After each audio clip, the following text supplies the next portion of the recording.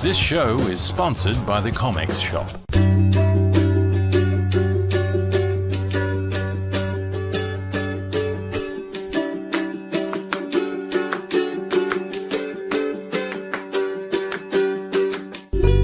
We hope you enjoy the show. And g'day and welcome to episode 11 of Tuesday Chinwag. I am Lee Chalker, creator of Battle for Bustle. And for those of you watching at home that don't know about the show, based on 6 questions, prompting words, who, what, where, when, why, and how. And our guest this evening is Mr. Shaun Keenan. How are you, mate? Good, mate. Good. I've just been spending the last hour with a crying baby. So I'm glad to nick into the cinema room and close the doors for a little bit. Yeah. Well, depending on how the interview goes, mate, you could have another crying baby on your hands and me in an hour's time. I promise I'll be gentle. Awesome. Well, mate, it's great to meet you. I've seen you around the traps a fair bit, but haven't had the pleasure of sitting down and having a gas bag. So, yeah, man, we'll start with our first question, I guess, mate, which is who?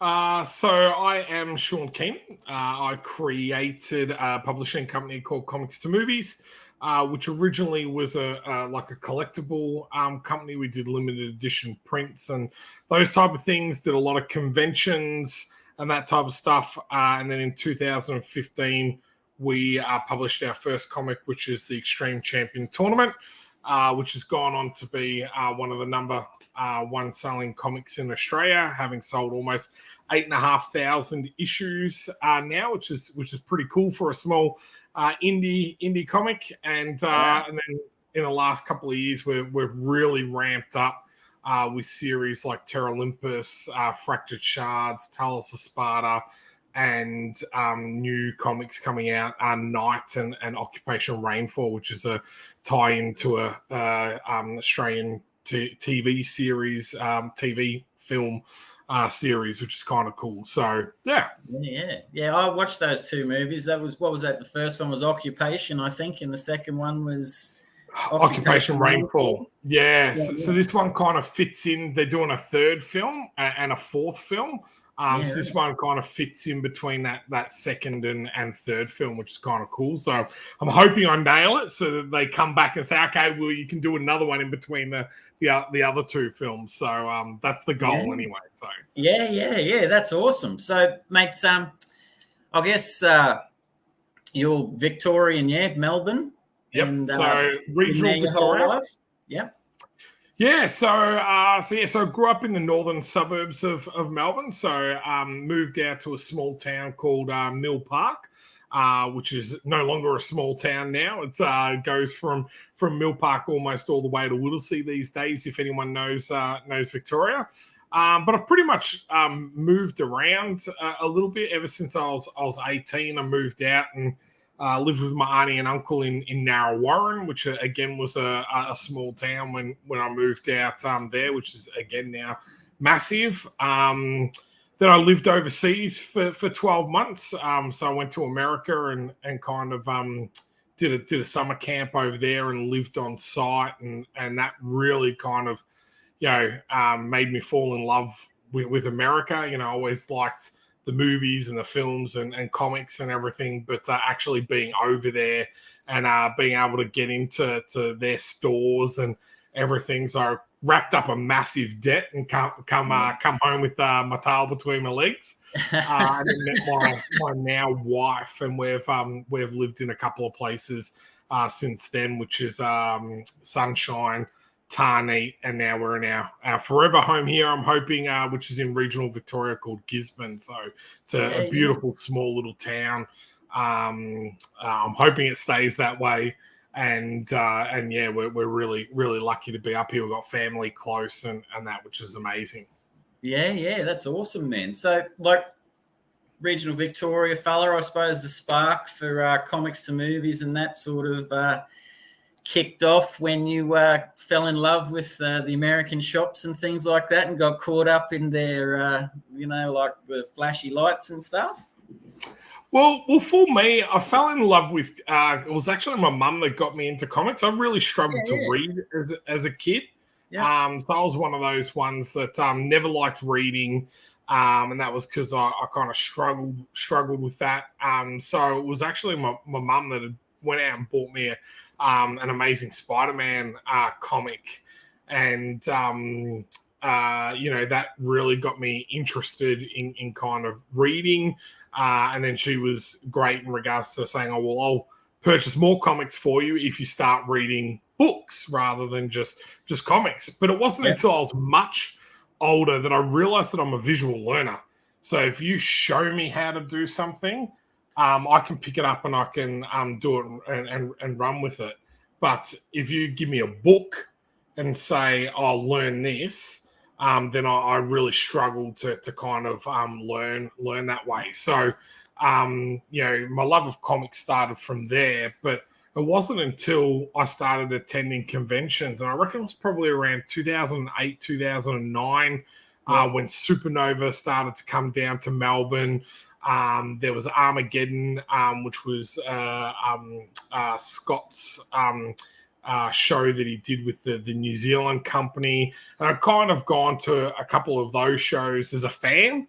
And then that really got my creative juices flowing. So I was like, okay, I want to be on the other side of the table. This looks like, heaps of fun and everything. And I've always been pretty good at kind of finding like gaps in the industry and everything. So I kind of started doing a little bit of collectible memorabilia, and then came up with this idea of, rather than having one artist at one table, why didn't I get a collection of artists and do my own table and showcase a broad range of work? So, that allowed me to get artists from interstate to do work, so they didn't have to travel to do shows, and that became quite successful very quickly. And our hook was, we did like a half type of print, so half villain, half hero, and then it morphed into alter egos, teams, and all that type of stuff. So which is kind of cool. Yeah. Well, I see you jet setting around a bit. You're up where were you? Like Sydney, and you've been to the Gold Coast and that of late. I saw that. When you started doing the merchandise sort of stuff, at what point did you think, like, I might have a little dabble in comics, mate? Because did you see other artists out there or people selling comic books and sit there and think to yourself, man, I wouldn't mind having a little go at this? Or I was super naive. I was super naive. I did really well with the print, so I just was like really naive and going, I'll just do a comic. I'll sell 5,000 issues of an issue zero, and all will be good in the world. Well, I learned quick smart. One, making a comic is super expensive if you can't do it yourself. If you can't draw, if you can't write, if you can't edit, if you can't market, making a comic is extremely expensive. So that was the first thing that really made me open my eyes. And as much fun as I had doing it, I was like, really kind of scared me when I invested so much money into a comic compared to a single limited edition print that we're able to sell for 10 times the price or whatever. So but was the people around me, the Melbourne industry, what started probably 2015, so almost 10 years ago. They were really, really good. They were really supportive. They tried to help you navigate some pitfalls. Some I listened to, some I didn't, and had to learn for myself. But I think that was probably what really drove me to kind of be successful. And I've always been one of those people that when I set my mind to something, like I like to see that through. So It's by the time I finish XCT, it'll probably be 10 or 15 years at a minimum. But I like to think that, now I've got the ball rolling, that I'll eventually get there and say, okay, here's a really good body of work that I've been able to produce and that type of thing. So when now XTC that's your first one. So what was it that I guess with the subject matter of the comic book, what is it that had attracted you to that, to decide like this is my baby, this is the one I'm going to kick fire this off, man? Like let's go and sell those 5,000 copies in half. What was it, mate? What was it? Well, for me, I'm a big Spartacus fan. So I've always enjoyed history. I can still remember watching the 1961 Spartacus with Kirk Douglas. I've got an original poster in my office, that the debut poster of that. So I've always been fascinated with Spartacus. I think he's a really fascinating character in regards to, there's no social media, no news and everything like that back then. And he was able, just with his own charisma, get over 200,000 people to follow him and then die for him. I'm like, what type of person must have that kind of charisma? Yeah. And then the flip side of that is I love my sport. So I watch mixed martial arts, and I was a big fan of a fighter called John Bones Jones. And this idea just literally came to me one night. I just finished watching the John Bones Jones fight that day. The Spartacus TV series had literally just aired their final one.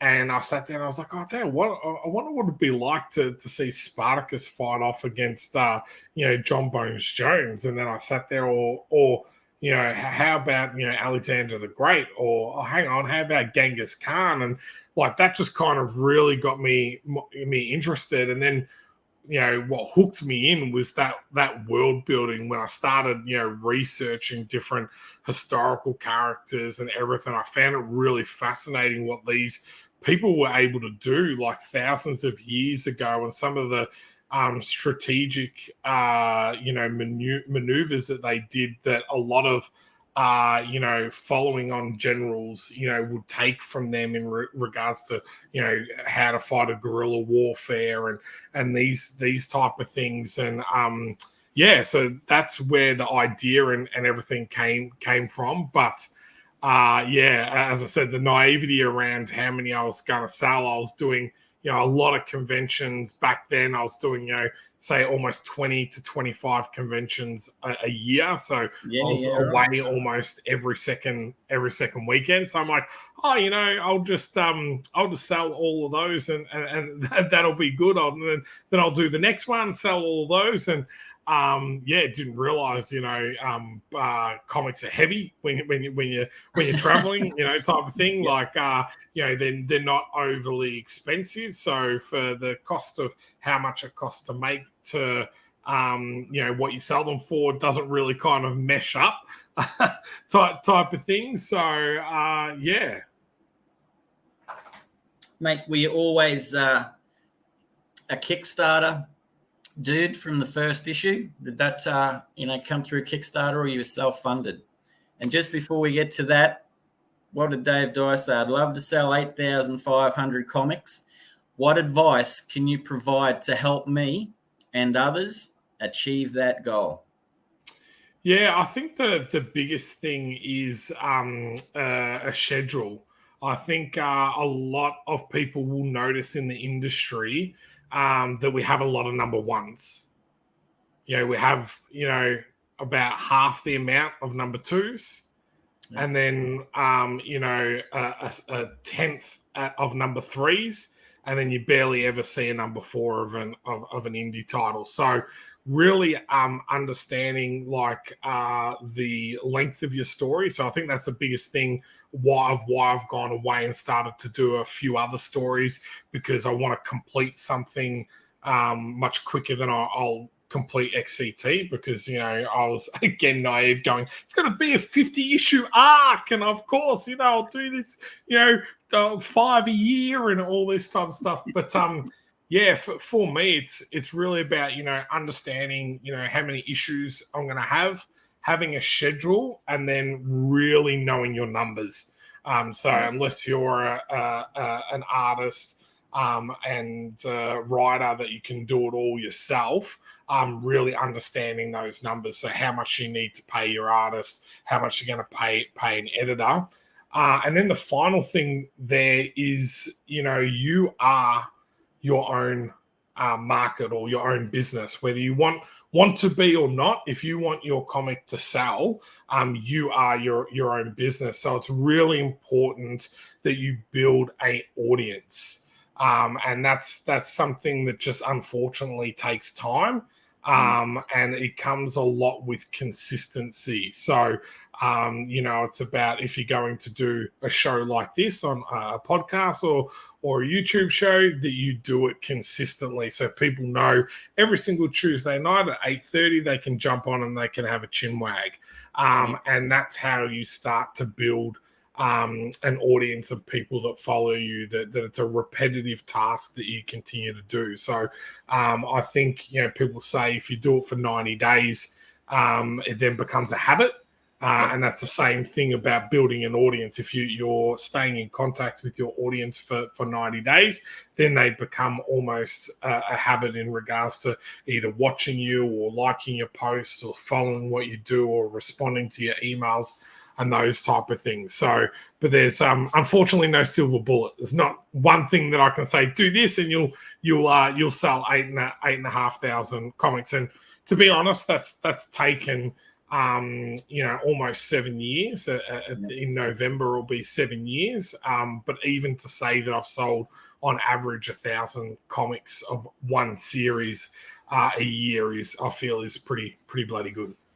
Yeah, that is, mate. Don't worry about that. I 100% agree with you. That's an excellent achievement. My God, it's but the work that goes into it. Did you find, like, not only to follow on that question from Dave and your answer, did you find like a lot with building the audience? I guess for me, I've sort of come into Australian comic books through the COVID period. So, up in far north Queensland, I guess I've just built my audience through, live streams, appearing on shows, that sort of stuff, and trying to produce a regular comic as best I can.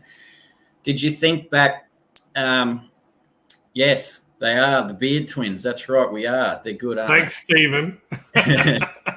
Did you think that when you went to those like 25 conventions and stuff, did you find that was like helping you immensely to, get your name out there and stuff at that particular time, mate?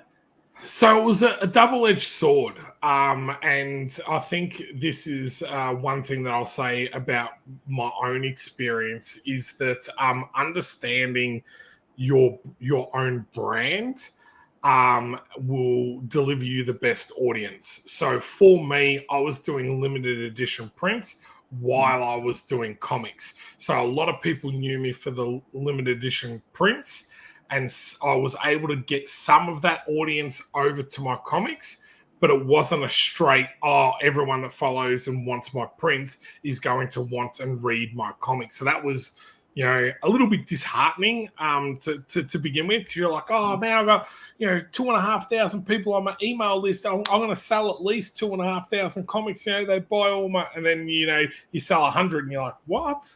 Really? Only 100 people out of. So you got to really understand, who you're trying to sell your book to. So a lot of marketers or salespeople will say, who is your target market? So is it a male, female, age group, demographic, and everything? But the biggest part is when you work all that out is, where is that person? Is that person on Facebook? Is that person on Instagram? Is that person watching YouTube shows? Is that person going to conventions? For me, the last probably 2 years before COVID and even this year, I feel like conventions have turned very much into a cosplay and more of a pop culture event than it is surrounded about comics. There is a small amount of people that go for comics, but out of that 20,000 that say go to a Melbourne Oz Comic Con, I would literally say only probably 2%. So that 2,000 type of people actually are into comic books and collect comic books. So, it's all well and good to go, we've got 20,000 people there, but you don't have 20,000 people that are interested in comic books. So for me, I've just really kind of tried to understand where I am and who I'm trying to sell to. So, I've been lucky enough to be a guest at a couple of supernovas. So when I went as a guest, I just purely focused on my comics. I'm like, this is me, and this is the stuff I've created, and I did comics. When I have to pay my own way, then I focused more on the limited edition prints, because I'm there to try and make as much money as I can.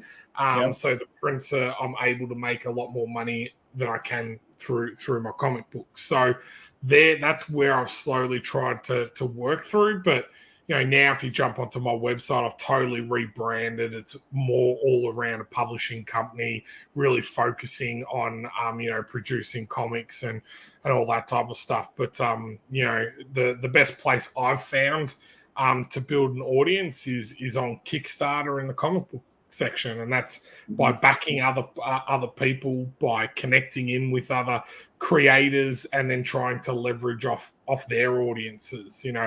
I always kind of say on my own channel, you can do three things. You can either build your own audience, you can borrow an audience, or you can steal an audience. So try and do one of those three things. Yeah. So like all right, what's Dave Dye? Do you mainly sell in Australia, or do you have an overseas audience, mate? Yeah, so I'm probably, I would say I'm probably bigger in the US than I am in Australia.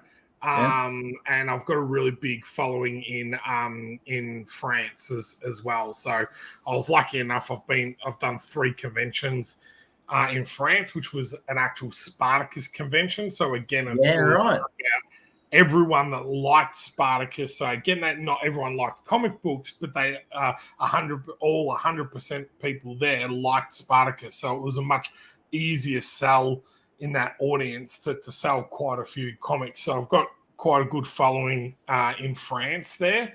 And then I've done a couple of really big shows in Dallas, Texas, and a place called Permian Basin, which is in Texas as well. So I've got a really good fan base in Texas, and I did have a team there that was actually selling my comic book in the US while I was here in Australia. So yes, that's been really good. So so now it's about kind of changing my audience, as I was saying before, here in Australia, to move away from those prints and say, hey, come and see me for my comics and all that type of stuff. So yeah.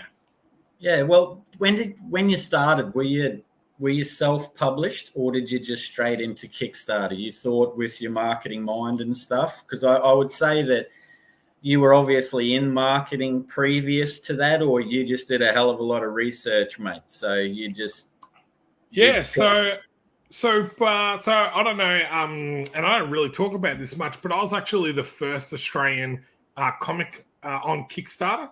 So Australia Kickstarter's been around since, I believe, 2010, 2011. Might even be a little bit earlier than that, but it didn't come, but that was only in the US, so it didn't come to Australia until 2015.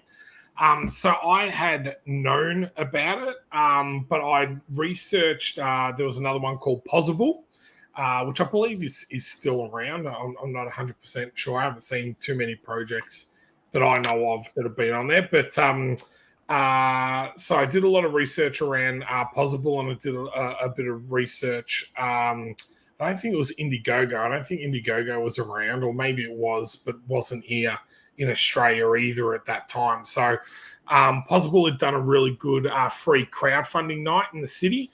So I went to that and kind of like gathered some information around that. And again, super naive, was like, I'll set a target of $5,000. That should be easy to make, and everything, not understanding, shipping costs that usually your first time around when you're kickstarting, it's a lot of family and friends that are backing you because they're wanting to support your dream and everything like that. And I was like literally nowhere near making my target.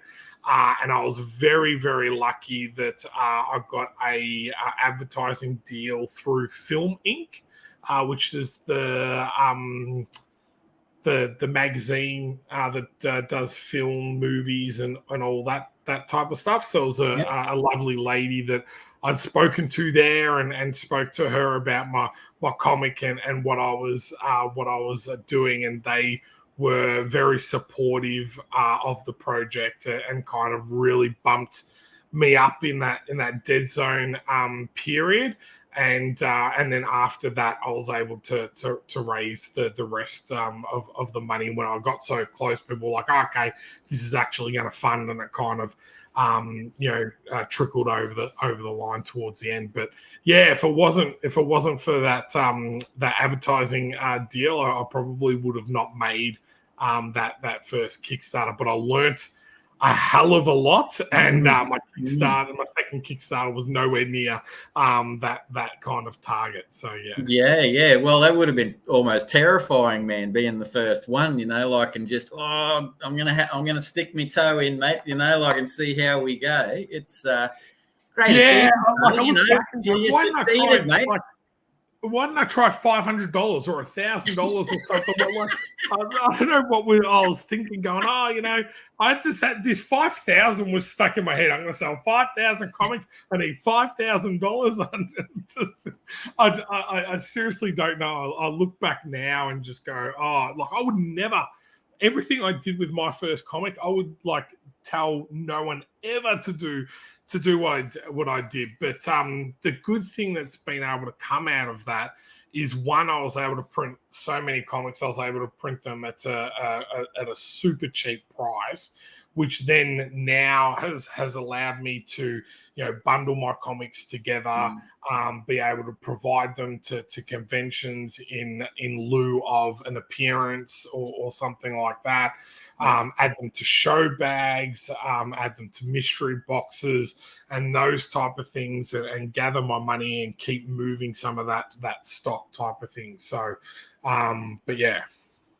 Yeah, man, that sounds like an awesome adventure. So with the success of your first one, you were feeling strong, feeling pretty good. I'm going to step into the second one. And what was that, and how did that go? What improvements did you make on, XTC issue 1, mate, to the second one?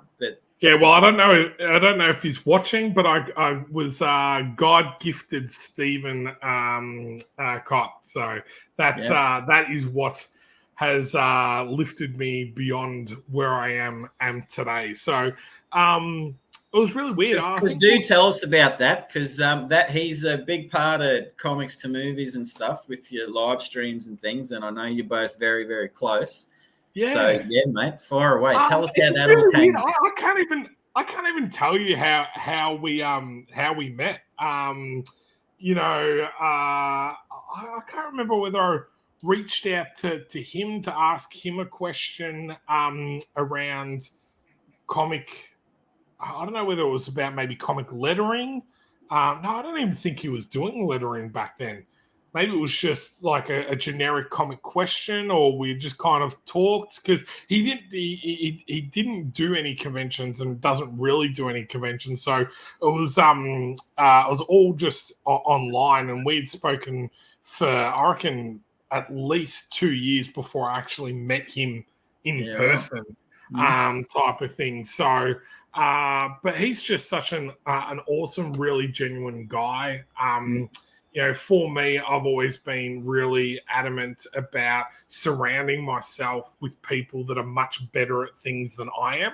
Yeah. So, understanding what I'm good at. So, I've taken a step back from the writing and do more of that management of production, that project management style things, because that's what I'm really good at, helping with marketing or coming up with different ideas of how to sell things, and that type of stuff. So, having someone like Stephen to bounce ideas off was really, really helpful and everything. And I guess I was just talking to him one day and I said, I have this idea for this, post-apocalyptic series called Terra Olympus. It all takes place on a space station, and the main protagonist is a female lead character, and she's an engineer, and it's kind of like this conspiracy, and the Earth is gone, and made no sense whatsoever. And Stephen's like, oh yeah, he goes, oh that sounds so good. He goes, well, did you want to work on it together? And I was like, oh yeah, okay, well, why not? So that was just how we kind of came around with Terra Olympus, and I've always loved a lot of the work that he's done, and over the last 3 or 4 years, his writing has gone really to the next level, and we've just kind of kept up that relationship. So it's kind of great, whenever we're kind of coming up with a new project. A lot of the times, we'll say, oh, hey, are you interested in coming into this project with me? And a lot of that times it's about trying to share the burden of costs of creating and everything. Mm-hmm. He's not an artist. I'm not an artist. And the biggest expense usually is the artist and colorist on a comic series. So, so it's kind of blossomed in from just a comic book creating relationship into a genuine friendship, and now even more like a business partnership from all the different things that we're working on together now, and I think eventually you'll see us work even more closely. I think when we can kind of get this to a point where it might become an Image or a Scout Comics or something like that, and merging all of our titles together or those type of things. So, yep. Now, recently I saw on a Facebook post that you'd gone and pitched a couple of ideas, mate, at some film places or TV places. They have a meeting where new people come in and pitch their ideas and stuff like that. Do you see your stuff going into like TV and film, obviously, with the name like comics to movies? Essentially, is that your goal? Comics to movies? That's the big Yeah. So I think that was initially my goal, but at the moment, I think I kind of want to do something a little bit different, where I'm got the ability to maybe turn movies that are already out there into graphic novels. So do the flip side. So which is kind of what we're doing with Occupation Rainfall. I've got another project that I'm in talks about that I can't say too much about, but that's an Amazon Prime project. So if I can get that across the line, that'll be something really cool. So I think that is kind of what I'm looking at in this like near future. And then in the longer term, it would be, developing either one of my own projects or several of my own projects for either the small screen or the big screen. So, a streaming service or a feature film. So the pitching, it was really nerve-wracking. I've got some really great feedback. You got to have thick skin in this game in regards to being a creator in any really industries. You're gonna get a lot of no's, or you're gonna get a lot of I like this, but that seems to be the fun line everyone likes to give you. So there was at the Melbourne International Film Festival that I was able to pitch XET, as well as a couple of different ideas that I've kind of come up with. And we've been very busy since then with other connections, and it wasn't just about me pitching my work. It's been really interesting that a couple of people that I've met at the event are like, oh, I've got this idea and I'd love to see it as a comic and graphic novel, and I'd love to work with you and do this. So yeah. I wouldn't think a big fella like yourself would, like be all nervous and mate need to have thick skin and just be like, look, mate, that's all good. You seem driven as all hell, mate. Which is great. Much like Stephen the other day, passion's just pounding out of you, man. So you're on the right track. If you get passion in your life, mate, you know what I mean. Like that's a bloody marvelous thing. So yeah, but we're all human. We're all human. Yeah. No one wants to hear that you're look, I'll be open and honest with you. I've got a meeting on the 20th of October with a very big producer. Now, as part of this process, I had the XCT read by a professional script writer and everything like that.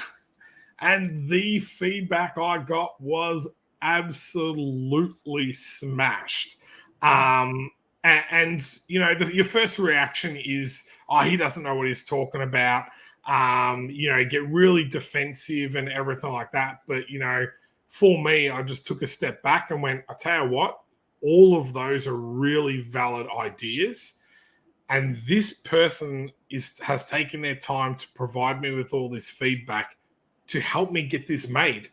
He hasn't provided me this feedback to hurt my feelings and go, oh, you're shit, you're bad at what you do, or anything like that. He's actually there to help me and help me get better. And if you can really focus on that, that will put you in a good stead. So I'm working on all of those. A lot of those are things that they've told me I need to work on. Which really is pretty much like a whole rewrite of a certain section of XCT, and then how I go about maybe having to redo that in a comic format so that the story, both in comic and if it ever got made into something, kind of links up type of thing. So that's kind of a little bit upsetting when you're like, oh, but I've sold this many, and they're like, well, yeah, you've sold this many, but you could sell this many, and then that's what you kind of need to realize. So, but yeah, I'm passionate about this. It's something that I've been working on for a while, and I've always had a full-time job and done this on the side, and I really want to try and get this to a position where I can do this full time. And I feel like now I've got some things in the pipe works that would allow me to kind of do that, as well as help other people really circumvent the industry and get published through comics to movies and really get their work out there to a large audience straight off the bat, rather than having to do, as you said, at the top of the show, building your own audience and doing that over a considerable amount of time. Yeah, that's an awesome look at things too, mate, because I think sometimes as creators we can be precious, can't we? Like of our creations, and then you're 100% right.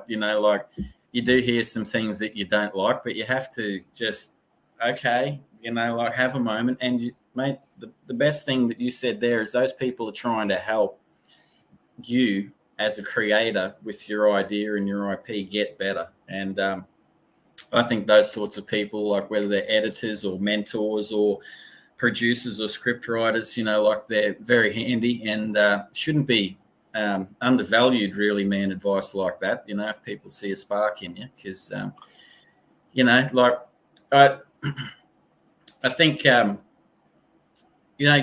every step, like I think, is constant improvement from like book one through to the second one. You want to have an improvement to the third one.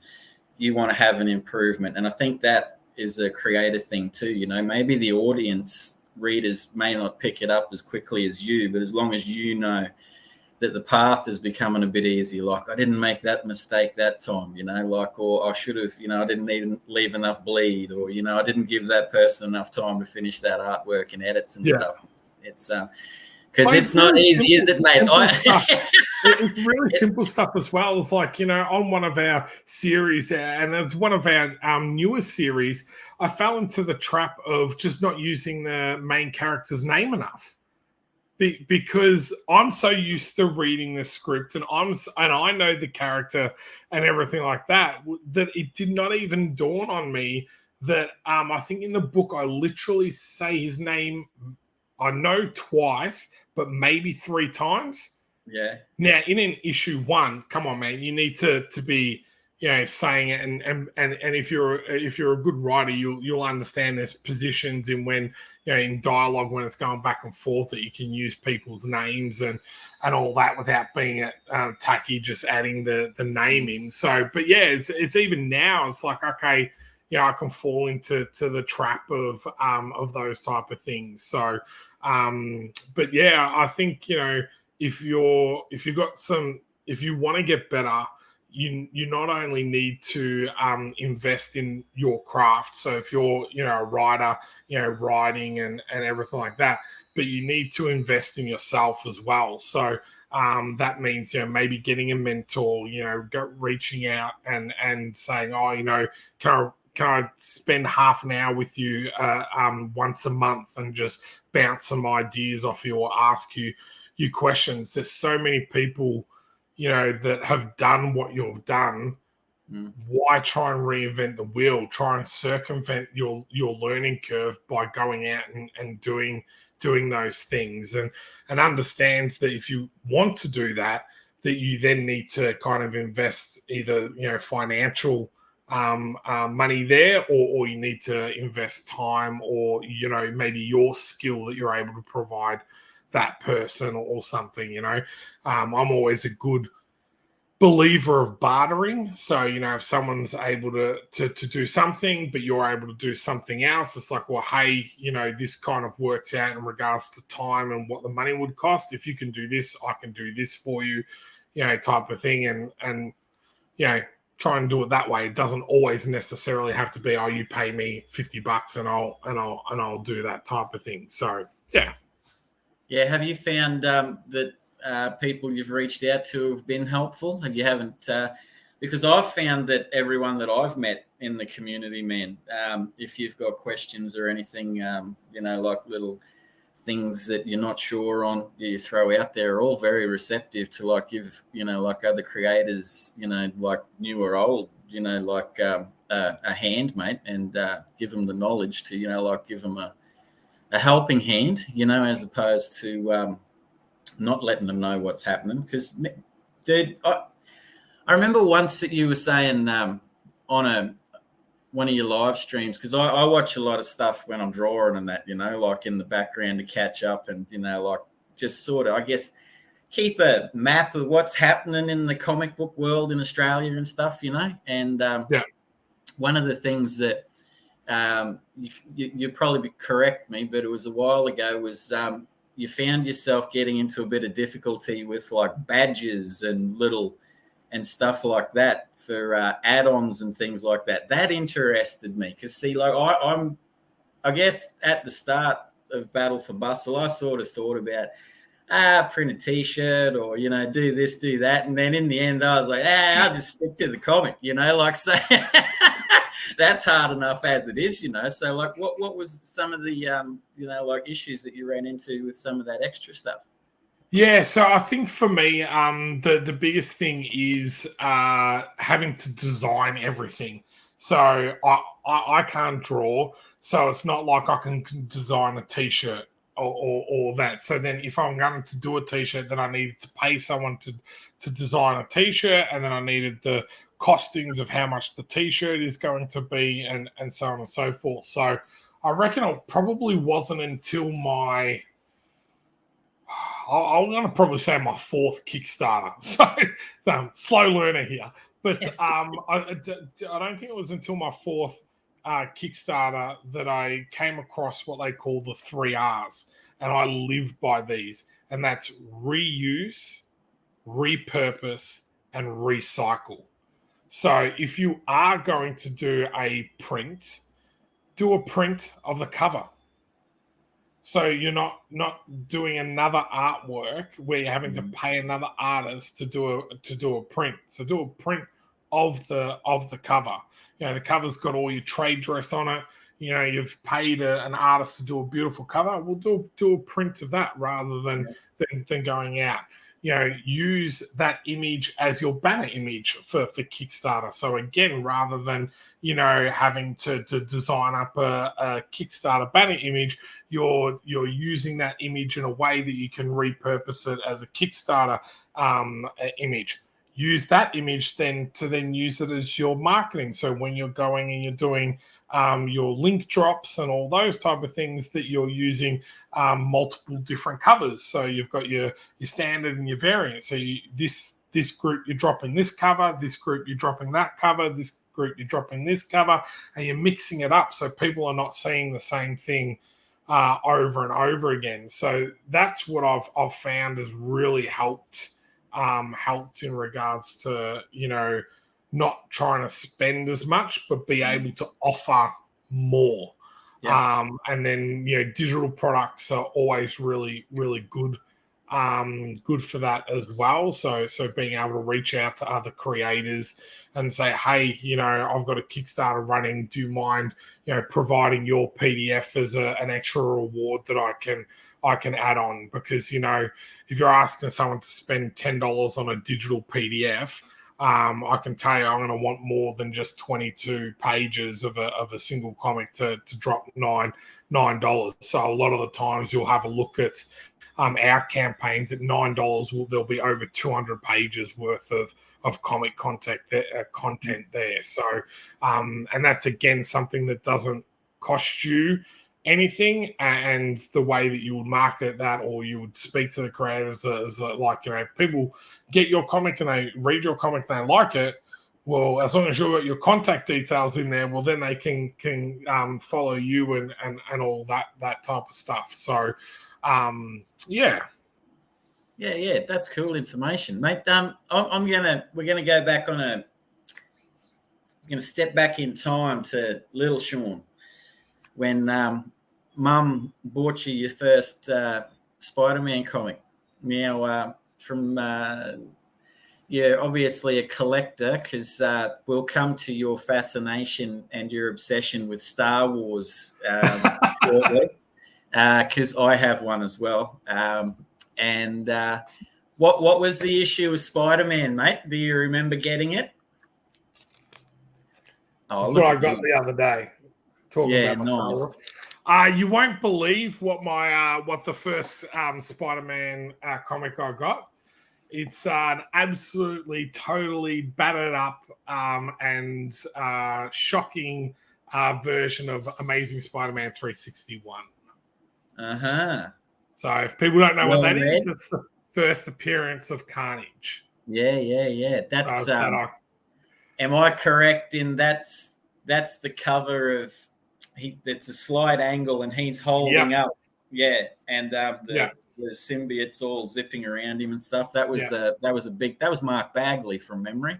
Correct. I think I might have gotten a couple of Web of Spider-Mans beforehand, and I vaguely remember that they had the Hulk on the cover.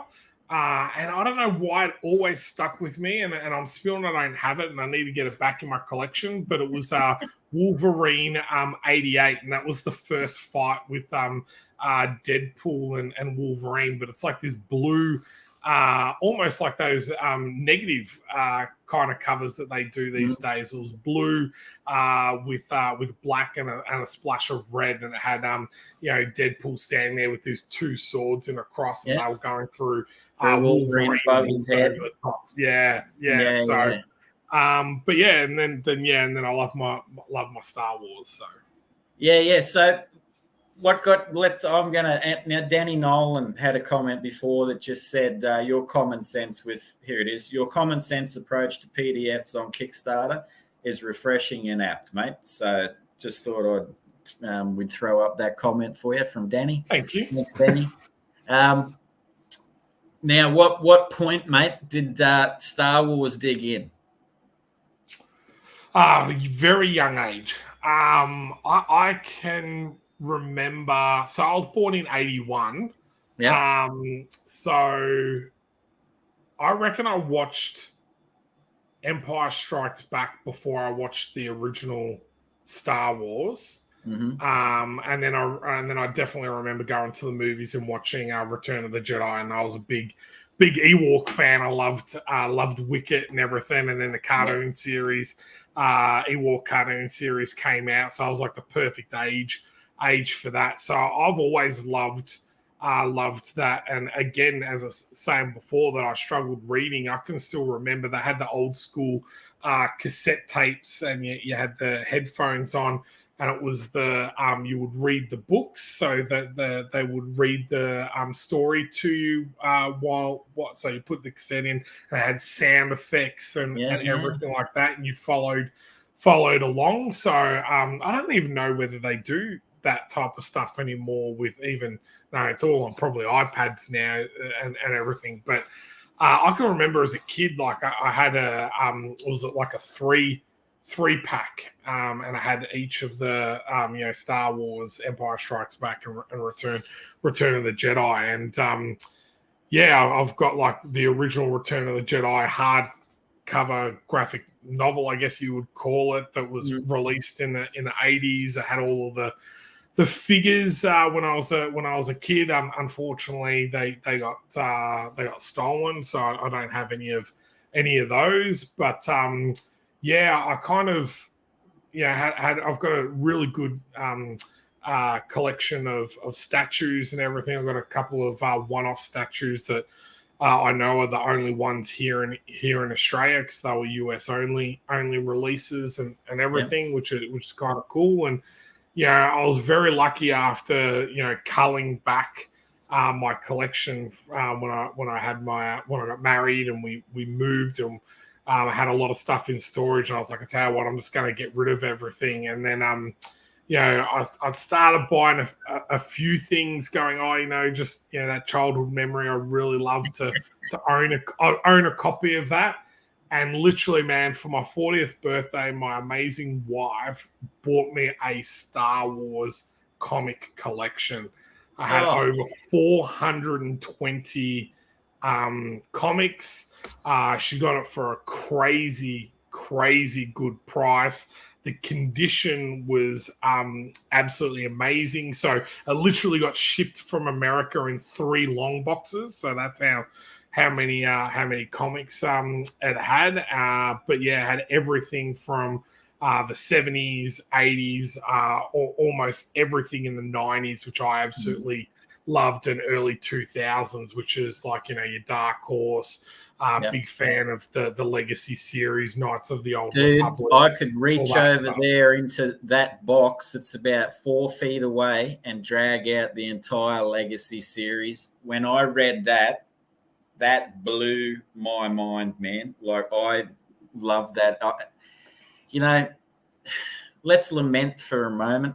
There's a big part of me that wishes that Legacy would have been episode, the Force Awakens, and that would have been the Legacy comic book, turned into a film. It's going to be 10, 11, 12.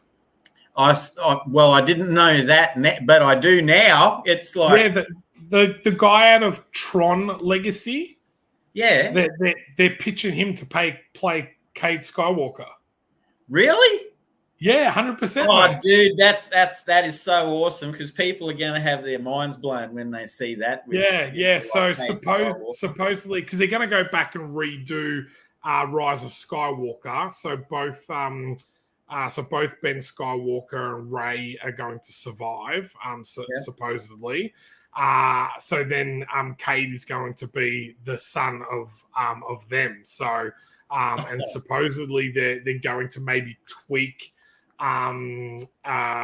Rey's lineage, that she's both a Kenobi and a Palpatine. Hey, all right. So you talk about so you got Ben Skywalker, who's got Leia and Han Solo, so he's a Skywalker. Yep. And then you've got Rey, who's a mixture of a Kenobi and a Palpatine.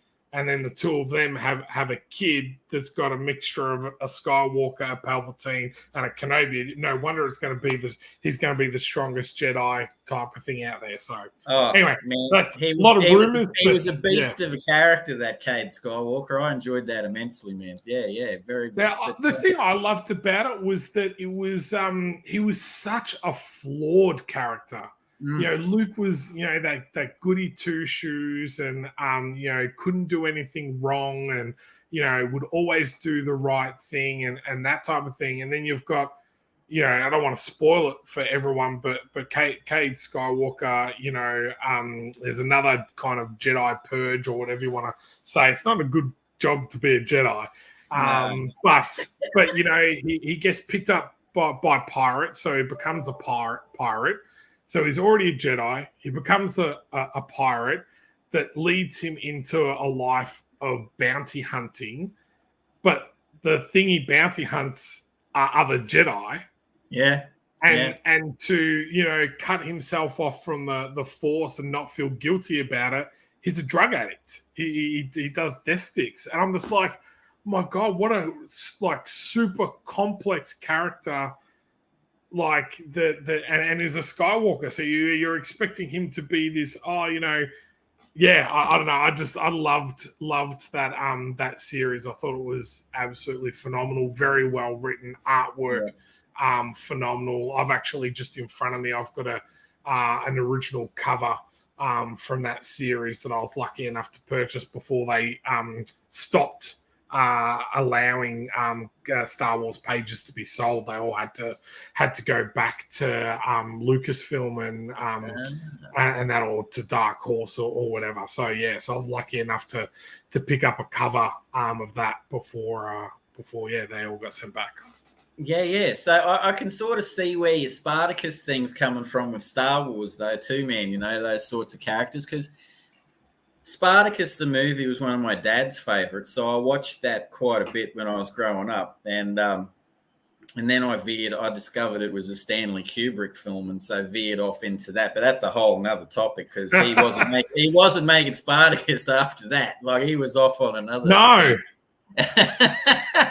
But I found the Spartacus book. You go into, like, believe it or not, this is like 20 years ago, and you go into those, like, I guess, I don't know if you've got them down south, but they're the cheap shops, like Overflows or the Reject Shop, or like different things like that, and they have that table out the front of buy 3 for $5, sort of thing. And I always flip through when I still do to this day, and I found a copy of Spartacus for like $1, and that's a damn good book. And in the book, he's a very flawed character too. So I guess where I'm going, are you attracted to that with your writing and your creativity, the flawed hero? And I'm very attracted to and this is probably going to give away XCT, is I'm always attracted to not happy endings. For me, I like, the hero doesn't always get what he wants, but that doesn't make him any less of a hero. And this idea that the hero always has to win, I think is a flawed storytelling method. And that's what I really love about, and going off topic, but, Spider-Man No Way Home is that to be the hero he needs to be, he literally has to give up everything that makes him, Spider-Man type of thing. And same with Spartacus is that, he has to lose everything he loves, practically lose his whole country as well to Rome, to kind of fight for this idea of freedom. And, yes, he failed, but tell me how many people you can name in that same era that when you say their name, 2,000 years later, they know the name. It's like Leonidas and the 300. Like everyone knows that story, and it was never about them succeeding. It was actually about them being martyrs, but to show what Greece could be if you all stood together and you fought side by side.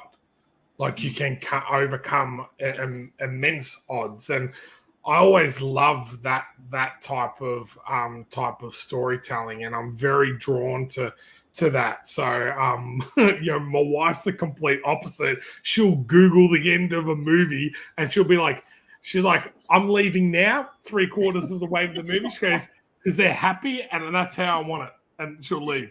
And whenever we watch The Notebook, she'll watch it right up to the point where she remembers. I'm like, yep, boom, turns it off. Yeah. So it's very interesting that we're very very different. Like we'll be watching the show, and I'll be like, oh, I'd kill the main character here, flip it on the head, and focus the story on this. But she'll look at me and she goes, why do you want to kill everyone all the time? And I'm just like, I don't know.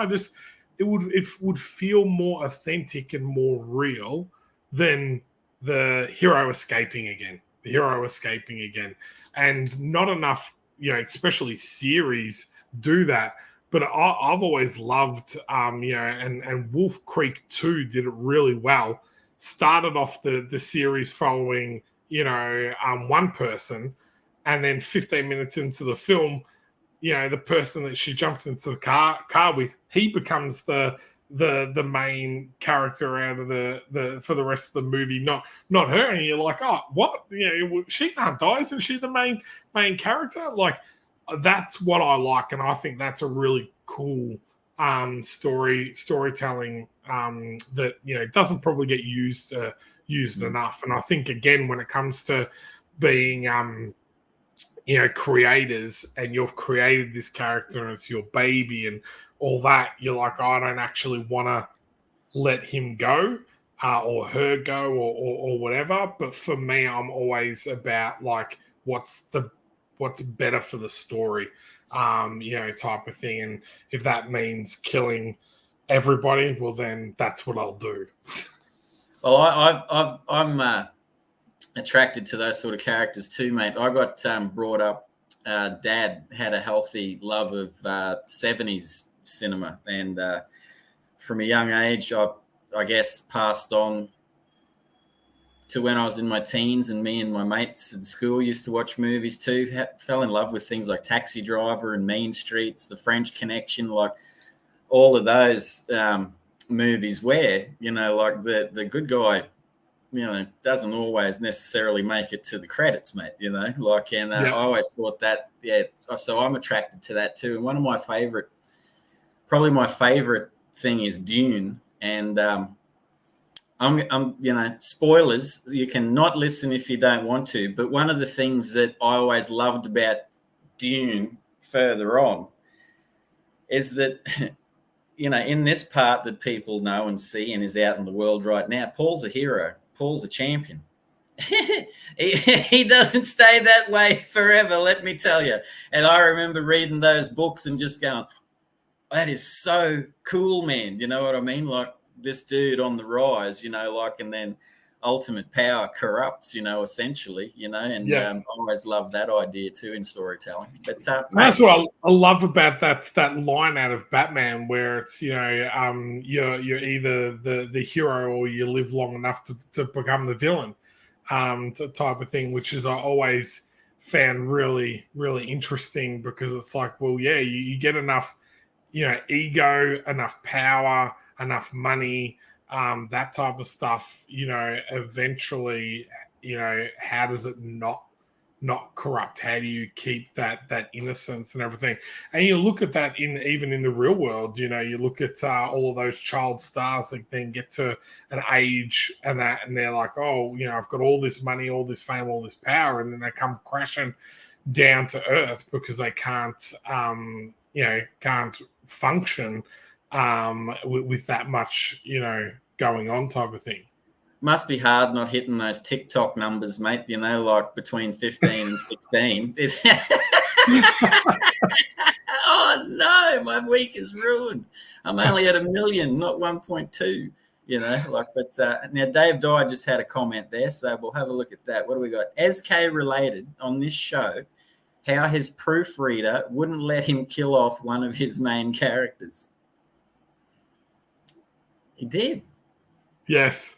Yeah, that was funny because I know who his proofreader is, and yeah, they were like, nah, you can't do that. Yeah, you have to do someone else. So I haven't read the latest issue, so I don't know whether he went through with it or not. So and had to find a new proofreader. But yeah, he's told that story to me before, and I was like, oh, that's hilarious. But that's kind of the reaction that you want type of thing. For me, there's no better feeling than someone coming up to me at a convention and going, oh man, I've just read the latest issue and I can't believe this happened, or I was devastated when I saw this. And like when they're that invested in the characters, I think that's when you've done a really good job. So yeah, I would agree with that, mate. Yeah, I definitely would agree. What's one of the coolest things when you've been at your conventions and stuff, like just talking about that, like people that are invested, like when you're out, what is one of the coolest things that pops into your mind that blew you out with someone coming up to you and telling you something, cosplaying one of your characters? There'd have to be a moment, wouldn't there? I've got a young boy that when he was 10 came and bought XCT with all of his 20 cents and 50 cent pieces at the convention. So it was all of his money. He bought issue 0 of XCT.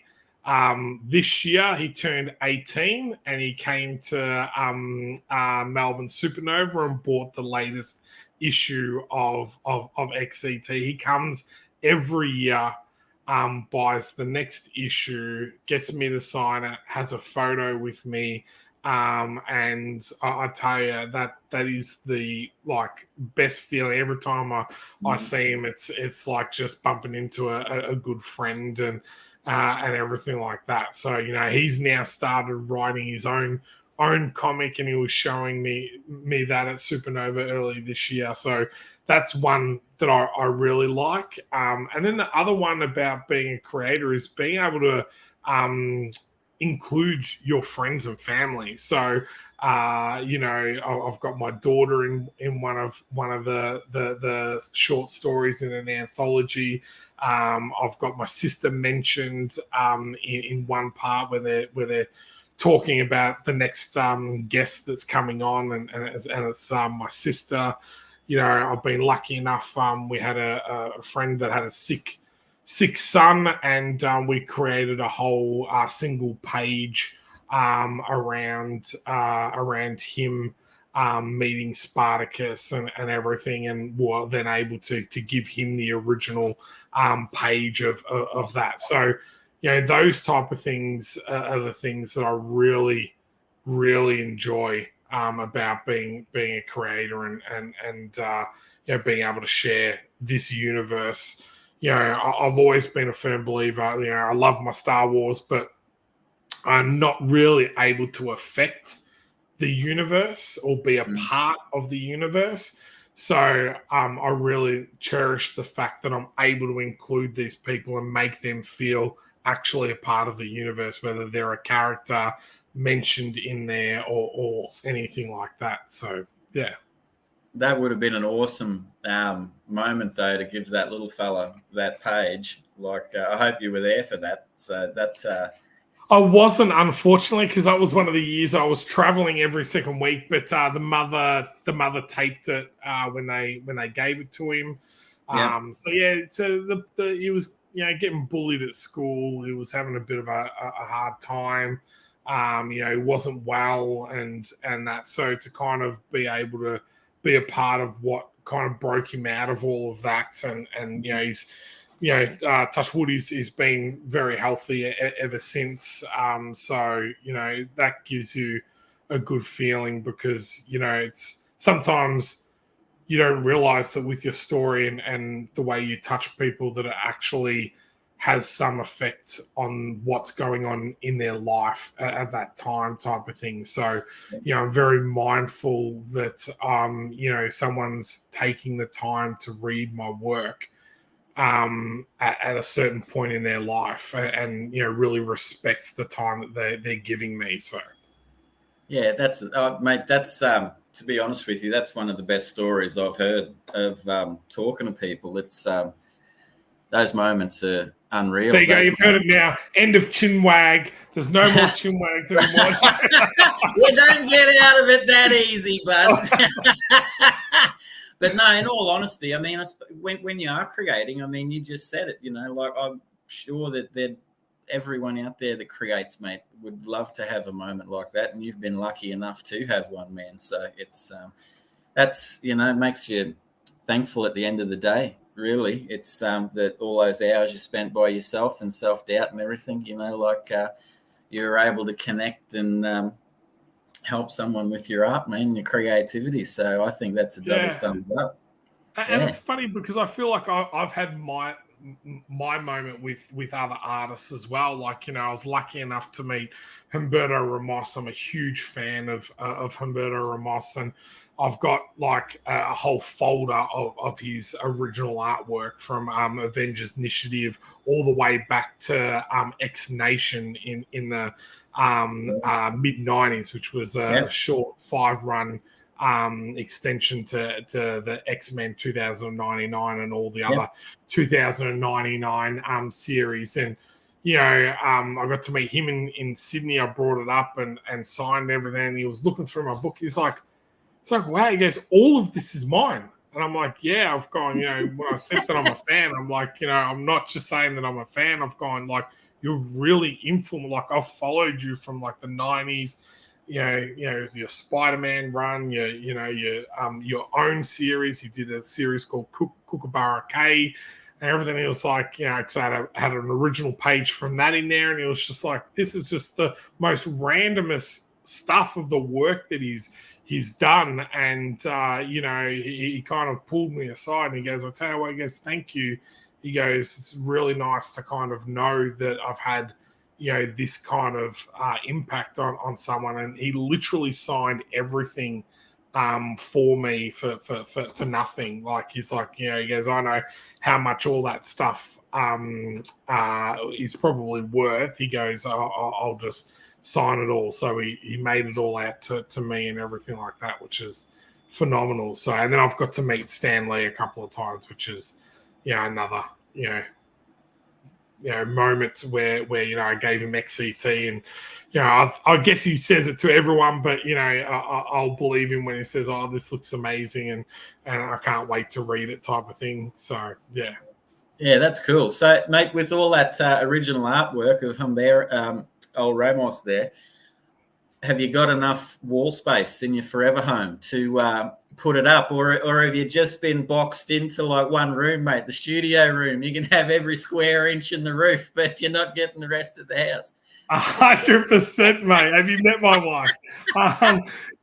So I've creeped out of the cinema room a little bit, which is I've got my original Star Wars debut posters, because they're in really beautiful, ornate frames. So my wife was like, they look like, pieces of art. She goes, I'm happy to have them out there. But everything else is in the cinema room here. And I'm allowed to have a couple of things up in the office. So I've got a really big signed Walking Dead poster, which is really phenomenal. There's three signatures on there from actors that have passed away. So that's one thing that I'm going to put up. I've got my Spartacus poster that's framed from the 60s, so I'm going to put that up. And then I've got my Spartacus shield. So I've got an actual prop replica from the Spartacus TV series. And then I've got my my prized possession, which is the limited edition print of only 200 from the 90s, and it's the four-cover spread by Jim Lee, and it's signed by Jim Lee, Chris Claremont, and Stan Lee. So, that's going up. But then pretty much everything else, I made a really silly deal with my wife and said, whatever I can't get up on the wall, I'll get rid of. So now I'm looking. There's renovations happening in that studio, man. There's going to be a whole nother wing. I know. So I'm probably looking at maybe doing like a little pop-up shop and getting rid of a whole lot of stuff. So, because I've been collecting for over 30 years and I've got that much stuff. I didn't even realize, like, when I pulled out all my stuff from storage, like I have like over 150 movie posters, dating back from everything to, I've got the Caravan of Courage up here, which is the Ewok movie. I've got The Last Starfighter, which was another amazing movie I loved. Man, I got the I must have Dark seen Crystal. The Last Starfighter 500 times. I'm not kidding you. That blew my mind as a kid. Hey, that vehicle spinning around everywhere, and that was. I used to have it on VHS, and I can remember that I watched it that much that I wore out the VHS, and I remember chucking an absolute tanty when I went to watch it the next time, and I went and it chewed the tape, and I just lost my mind. And my mum's like, we can go out and get it again. I'm like, no, you can't get it, because back then you remember the cassettes or the VHSs only got printed at certain times, and then there were quite a few years between the next like runs of VHSs, so you could only ever get it from Blockbuster or Civic Video or any of those ones. So yes, I was devastated, but I've got a signed the original Punisher film by Dolph Lundgren. So I've got a lot of stuff, and just not Don't forget Louis Gossett Jr., man. Don't forget Louis. He was in that movie. He was a champion in that. I tell you, I liked old Louis. Enemy Mine was another good one. Remember that with Dennis Quaid, where Louis Gossett Jr. played the alien, and they became mates and stuff. That was a cool movie too. So I just think I'm gonna have to move on. Unfortunately, a lot of this stuff. So I'm starting to put up some of the my statues, but I've got a lot of different statues as well. I'm just like, I literally don't have like any more room to kind of put stuff. And now with two kids, it's all about them these days. It's not about me anymore. So yeah. How do you fit in all the comic book stuff? And you're working, and you got wife and the two kids, mate. That time would be a little bit scarce these days, I would assume. Yeah. The last 3 months been tough. So my little one's only 3 months old. My other one's 6 years old. So she's pretty good at entertaining herself, but I'm really mindful of the time I get home from work to the time that my 6-year-old goes to bed, that I don't do any work.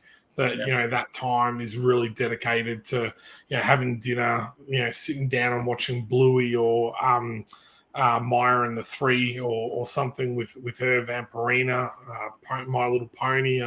Watched them all. That's one real thing. And then usually this time that I'm on here is my wife's time. I had to ask permission to make sure that I could get on the show. So making sure that I spend some time with my wife, and then usually between that 9:30 and 11 o'clock, I'll do a bit of business stuff.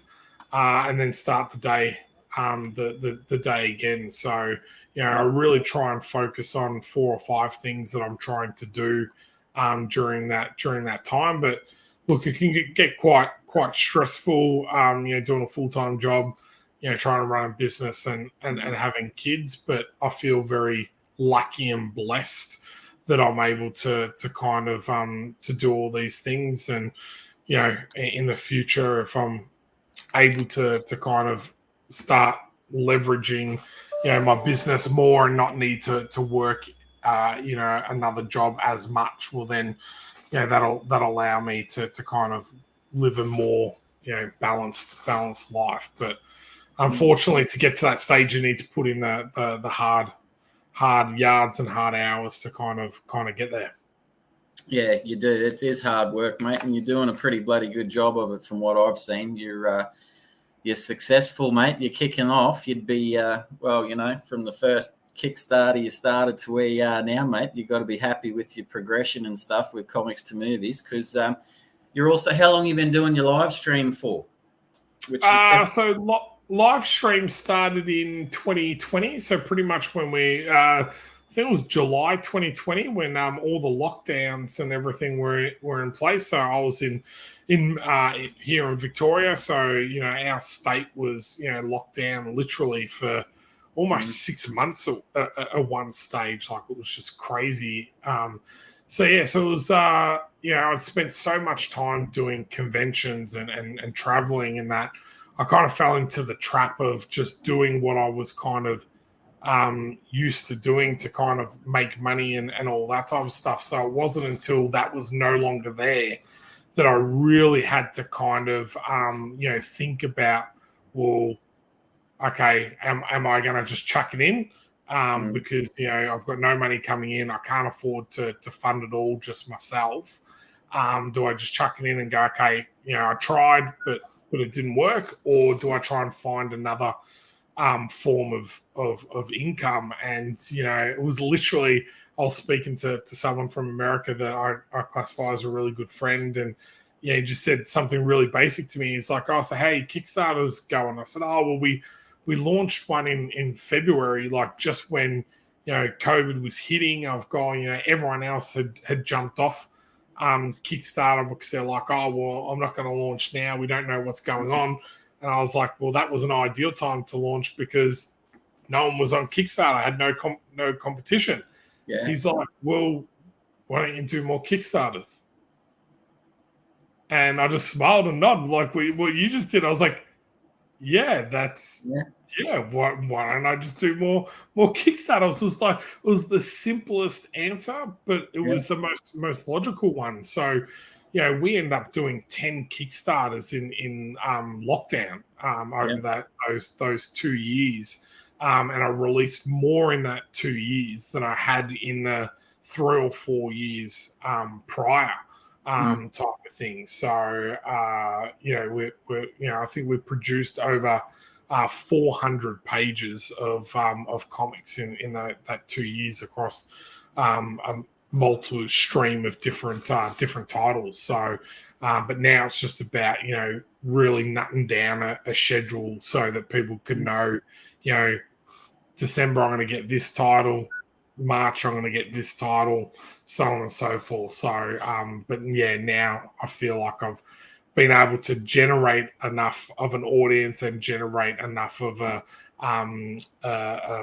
stash of money there that I can kind of do that. So, yeah. Well, you built your momentum, and so now that you're out of the lockdowns and stuff, I guess it is, as you were saying, balance, finding your system of the regularity, the consistency of your products and stuff, so people know that you're still coming, like with high quality content and things like that. I mean, I guess that's something, like that you've excelled at, mate, from what I've seen. It's, as Tom McGee says, 10 Kickstarters. Wow, man, that's nuts. Well done. So it's like, that's a lot of work, mate. It's a lot of work, especially 400 pages of, like content. So, yeah. Well, lucky I don't draw. So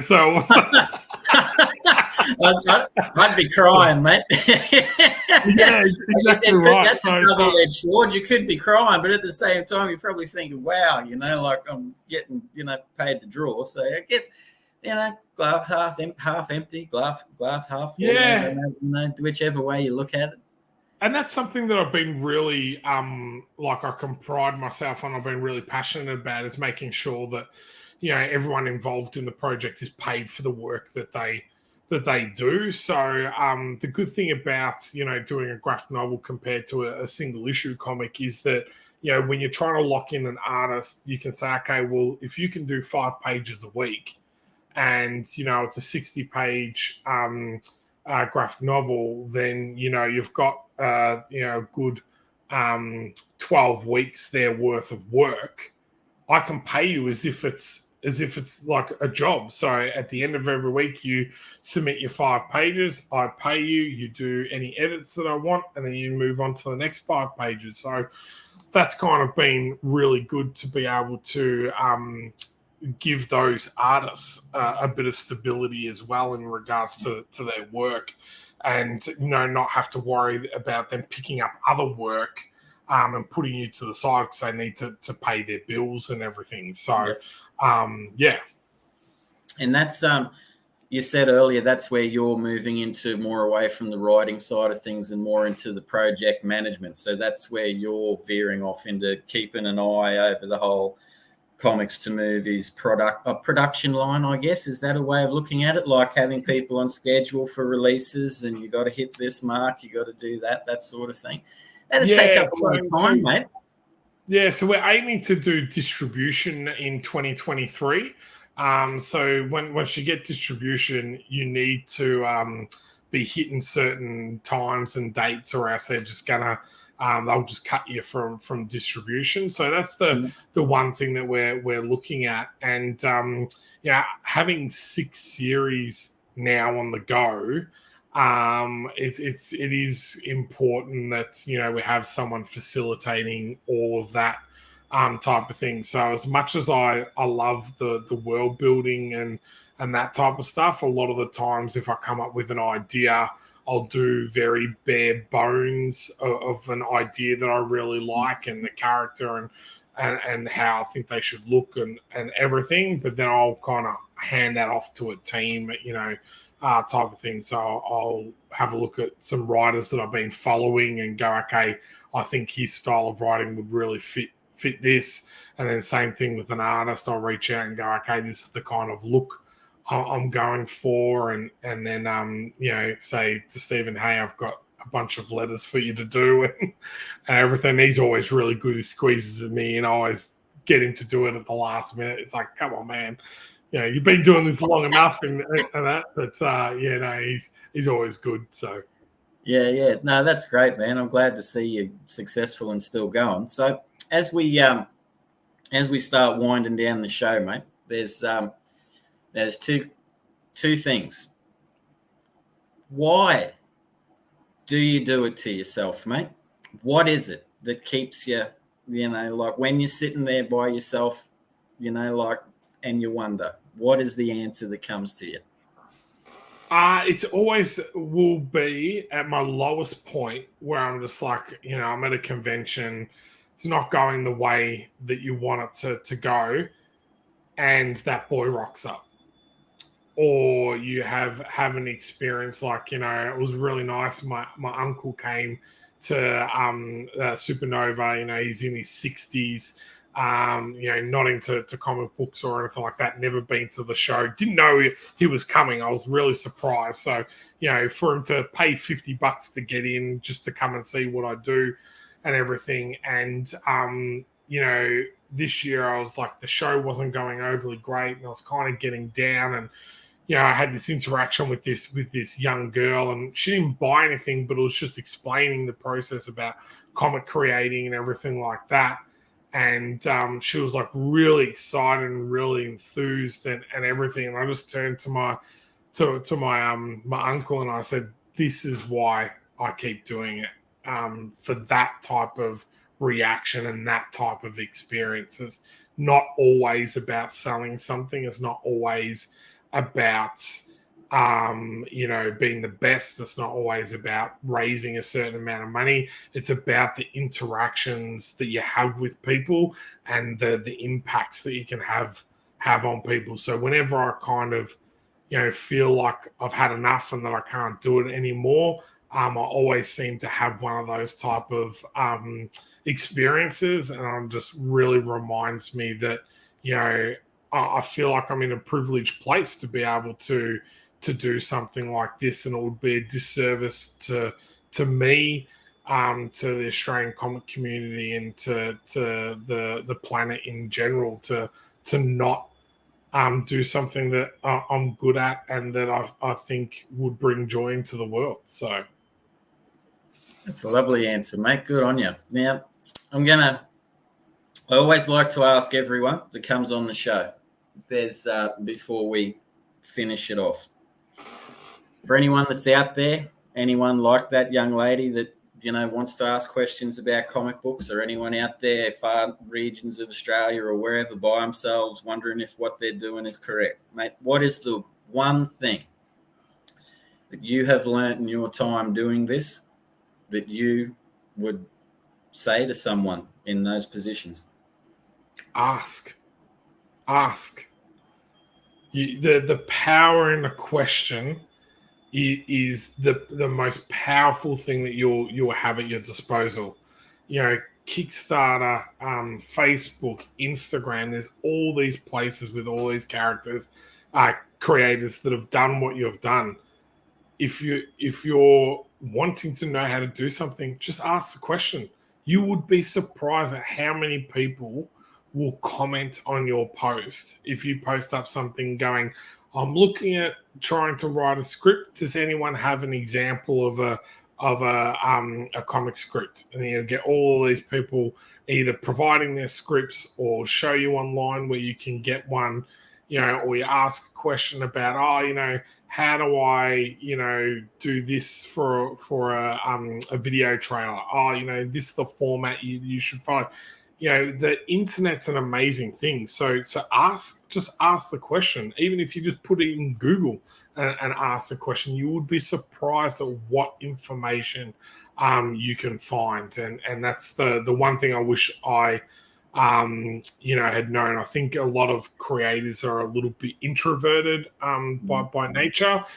So to be able to ask the question is actually quite a big step and quite something outside their comfort zone. But if we finish off, my favorite line that I always use is get comfortable at being uncomfortable. It's where the biggest growth comes from. And there you go. And there you have it, mate. Thank you very much for the Chinwag tonight. It's been an absolute pleasure. It's been a pleasure to meet you too, mate. So, mate, where can we, anyone out there that's watching, where can they get your stuff from, mate? So you can head over to www.comicstomovies.com.au, and that's the number 2. So comics, the number 2 movies. And then the same on all social media platforms. So we're on Kickstarter as Comics to Movies. We are on Facebook, Instagram, Patreon, which is a really great place to kind of go if you want to see some of our behind the scenes stuff, especially with the Occupation Rainfall stuff coming up. We've got some really cool behind the scenes stuff that you will only be able to see there. We're also on Twitter, TikTok, but that's really just our trailers because I'm not a good dancer and you don't want to see that. And finally, we've got our own YouTube show called Comics to Movies and More, which is on each Sunday night at 10 p.m. as well. So if you want to jump past and spend an hour with us, we talk about movies, comics, creating, and have some pretty cool guests on as well. So. Yeah, awesome. Well, everyone out there, jump on, go and follow Shaun, SK, the Comics to Movie crew, get into their product and stuff, because as you can tell, if their product is half as good as this man here, it's bound to be awesome. So it's thumbs up to you, buddy. Awesome. I'd like to that's absolute pleasure, man. Pleasure. But now just a reminder to everyone, don't forget to like and subscribe the Comics channel and the Chinwag channel. I'd like to just let you know that the Oz Comics show is on tomorrow night on the Comics Network. We've got Friday night Drink and Draw. Monday nights there's the Aussieverse, which you can always pop into and say g'day to people and have a listen. And next week on the show we have Lauren Armstrong. So I'm looking forward to having a Chinwag with Lauren and saying g'day to her. And thank you to Shane. Thank you to Comex. Thank you to all the viewers. Thank you for everyone that's watched. And I couldn't get to your comments, but we have we've noticed them, and we've taken it all on board. Thank you for everyone. Keep on watching, and remember, community is unity. This show is sponsored by the Comex Shop. Check out comex.cx for all things Comex and find out what Comex is all about. We hope you enjoyed